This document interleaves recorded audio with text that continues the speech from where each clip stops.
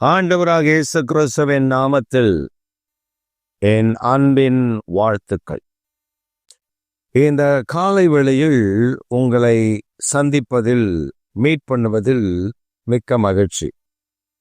இன்றைக்கு நம்முடைய தியானத்திற்காக நாம் தெரிந்து கொள்கிற வேத வசனம் எபேசியர் நிருபம் 5வது அதிகாரம் 2வது வசனம். நீங்களும் அன்பிலே நடந்து கொள்ளுங்கள். வேதம் நமக்கு தெளிவாக சொல்லுகிறது, இயேசு கிறிஸ்து சிலுவையில் அடிக்கப்பட்டு ரத்தம் சிந்தி மரித்து 3ஆம் நாள் உயிரோடு கூட எழும்பி அவருடைய அன்பை நமக்கு விளங்க பண்ணினது போல நீங்களும் அன்பிலே நிலைத்திருங்கள், அன்பிலே நடவுங்கள், அன்பாய் இருங்கள். அப்ப தேவன் நம்மிடத்துல எதிர்பார்க்கிற ஒரு காரியம், நீங்கள் அன்பாய் நடக்க வேண்டும் என்று விரும்புகிறார். அநேக காய்மகார கூட்டங்கள் இருக்கும். அன்பை காண்பிப்பதை போல விஷத்தை ஊற்றி விடுகிற அந்த காரியங்களும் நாம் பார்க்க நேரிடும். ஆனால் கிறிஸ்துவனுடைய அன்பு அது எவ்வளவு மேன்மையானது என்பதைத்தான் இந்த வேத பகுதி நமக்கு சுட்டி காட்டுகிறது. இந்த வசனம் நமக்கு தெளிவுபடுத்துகிறது. அன்பிலே நடந்து கொண்டிருங்கள், அன்பாயிருங்கள் மற்றவர்களிடத்தில். எப்படிப்பட்ட அன்பு? கிறிஸ்துவின் மேல் உள்ள அந்த அன்பு, கிறிஸ்துவனுடைய அன்பு. மனிதன் காண்பிக்கிற அன்பல்ல, தெய்வம் காண்பிக்கிற அந்த மாறாத அன்பு. மனிதன் காண்பிக்கிற அன்பு மாறி போகும்.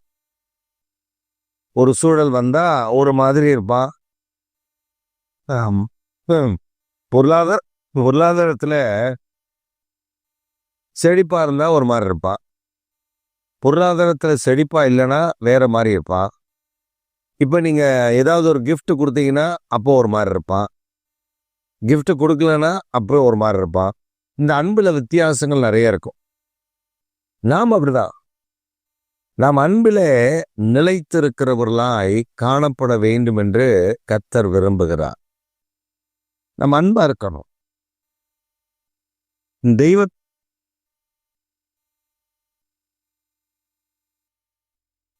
தெய்வத்தின் மேல் வைக்கப்பட்ட அன்பு அது விலையேற பெற்றது. அவர் மனுக்குலத்தின் மேல் வைத்த அன்பு மாறாதது, மேன்மையானது, மகிமையானது என்பதை நாம் அனுபவித்தால்தான் தெரியும். இயேசு கிறிஸ்துவை சொந்த இரட்சகராக நான் அறிந்து கொண்டேன் என்று சொல்லுகிறோம். அந்த சொந்த இரட்சகராக அறிந்து கொண்ட இயேசு கிறிஸ்துவை அறிந்து கொண்ட தேவனுடைய பிள்ளைகள் கிறிஸ்துவை பிரதிபலிக்க வேண்டும். அது இல்லை.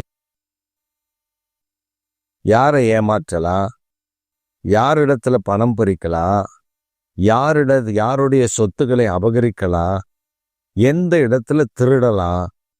இன்றைக்கு இதெல்லாம் கிறிஸ்தவ வட்டாரங்களில் பெருகி வருகிறது. முன்பெல்லாம் ரட்சிக்கப்பட்ட தேவனுடைய பிள்ளைகள் என்றால் அவர்கள் வேலையில வைப்பதற்கு சந்தோஷமாய் ஏற்றுக்கொள்வார்கள். ஏனால் அவர்கள் உண்மையாயிருப்பார்கள், ஜெபிப்பார்கள் என்று. ஆனால் இப்பொழுதெல்லாம் இந்த நிலை மாறிவிட்டது.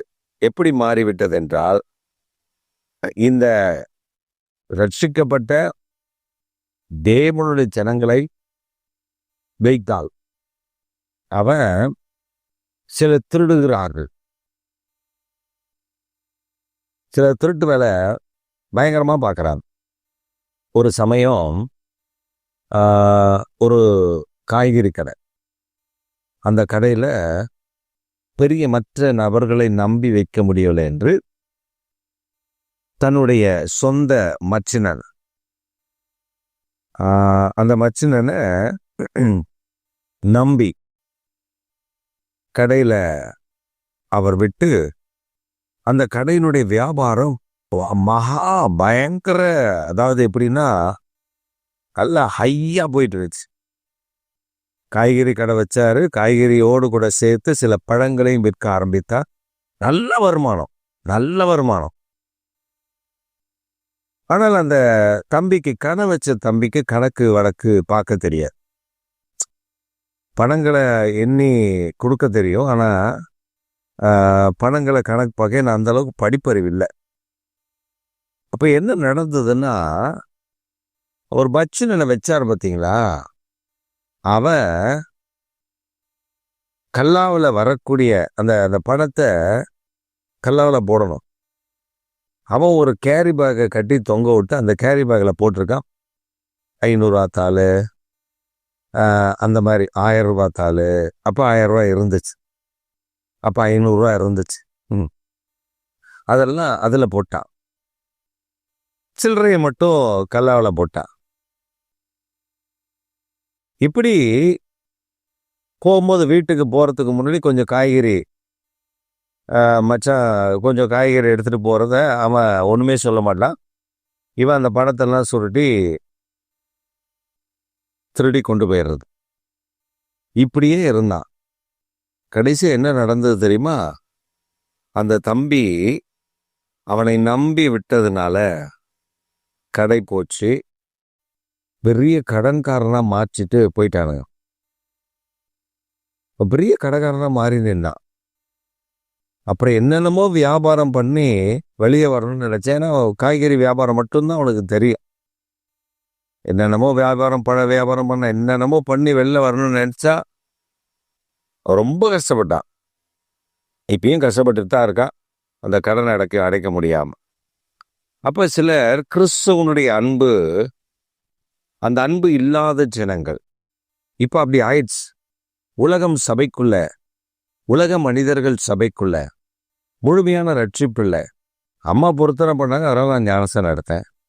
அப்பாவுக்கு சுகமாச்சுன்னா நான் ஞானஸ்தானம் எடுக்கிறேன்னு வேண்டிக்கிட்டேன்.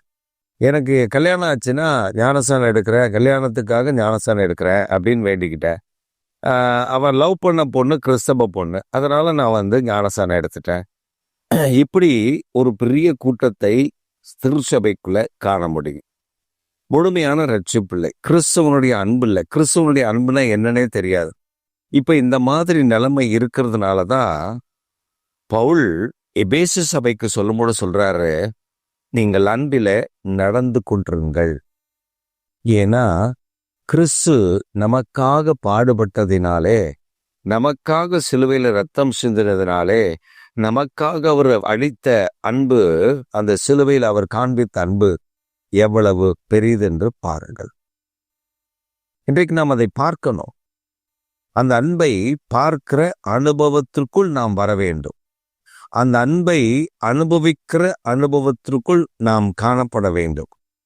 அநேகருக்கு அந்த அனுபவம் இல்லை, அந்த அனுபவத்தை இழந்து விட்டார்கள். அதனாலதான் வேதத்தில் நமக்கு கற்றுக் கொடுக்கிறார், நீங்கள் அன்பிலே நடந்து கொண்டு இருங்கள். கிறிஸ்துவனுடைய அன்பிலே.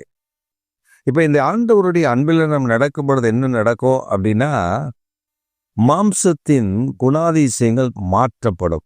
கிறிஸ்துவின் குணாதிசயங்கள் நமக்குள்ள அப்படி கொழுந்து விட்டு எரிய ஆரம்பிக்கும். இது வேணும் நம்முடைய வாழ்க்கையில. இதை நாம பல நேரங்களில் இழந்து விடுகிறோம். பொருளாசையில இழந்து விடுகிறோம், பெருமையில இழந்து விடுகிறோம், பணாசையில இழந்து விடுகிறோம், பதவி ஆசையில இழந்து விடுகிறோம், பெண்ணாசையில இழந்து விடுகிறோம். ஏகப்பட்ட காரியங்களில் ஒரு பெரிய வீழ்ச்சியை இன்றைக்கு நாம் திருச்சபைக்குள்ள காண முடிகிறது. ஆனால் அதிலிருந்து மீண்டு மேற்கொண்டு வருவதற்குத்தான் பவுல் எழுதுகிறார், நீங்கள் கிறிஸ்துவின் அன்பிலே நடந்து கொண்டிருங்கள். நாம் நடக்கணுமா? அவருடைய அன்பிலே நாம் காணப்பட வேண்டுமா? அந்த அன்பிலே நாம் நிலைத்திருக்க வேண்டுமா? அன்புக்குரியவர்களாய் நாம் காணப்பட வேண்டுமா? மற்றவர்களுக்கு மாம்சத்தின் அன்பை காண்பிக்கல்ல, கிறிஸ்து இயேசுவனுடைய அன்பு. மன்னிக்கணும். அன்பு இருந்தால் தான் மன்னிக்க முடியும். நாகயத்துல சிலம்பம் பண்ணுகிறவன இருக்கக்கூடாது. கிறிஸ்துவின் அன்பை மன்னிக்க, கிறிஸ்துவின் அன்பு எனக்குள்ள இருந்தா அவர்கள் மற்றவர்கள் செய்கிற தப்பிதங்களை நான் மன்னிப்பேன். மற்றவர்களுடைய காரியங்களை நான் கண்டு அவைகளுக்கு பதில் நன்மை செய்வேன். சிலர் நமக்கு தீமை தான் செய்வாங்க. ரொம்ப பெரிய டாப் டக்கர் மாதிரியும் நம்ம கேவலமா நடத்துவாங்க.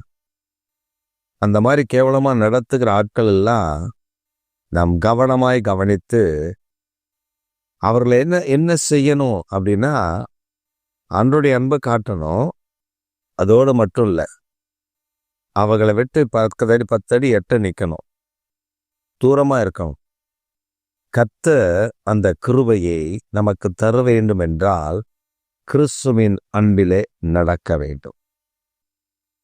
இயேசு கிறிஸ்துவுக்கு யூதாஸ் காரியத்தை குறித்து தெளிவு இருந்தது. அவர் அவனை எப்பொழுதுமே விலக்கித்தான் வைத்திருந்தார்.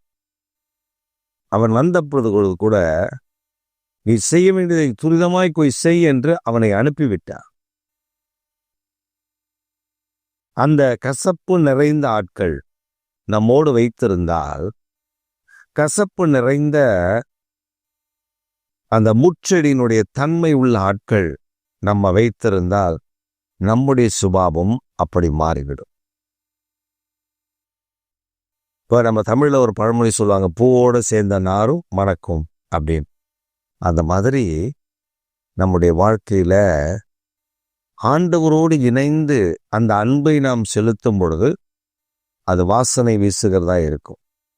ஆனா தேவனை விட்டு விலகி மாம்சத்தின்படி நாம் சாய்ந்திருந்தால் நம்முடைய வாழ்க்கை மாம்சத்தின்படி அழுகி நாற்றம் எடுக்கிற வாழ்க்கையாக இருக்கும் என்பதைத்தான் கர்த்தர் இந்த காலை வேளையில் நமக்கு உணர்த்த விரும்புகிறார்.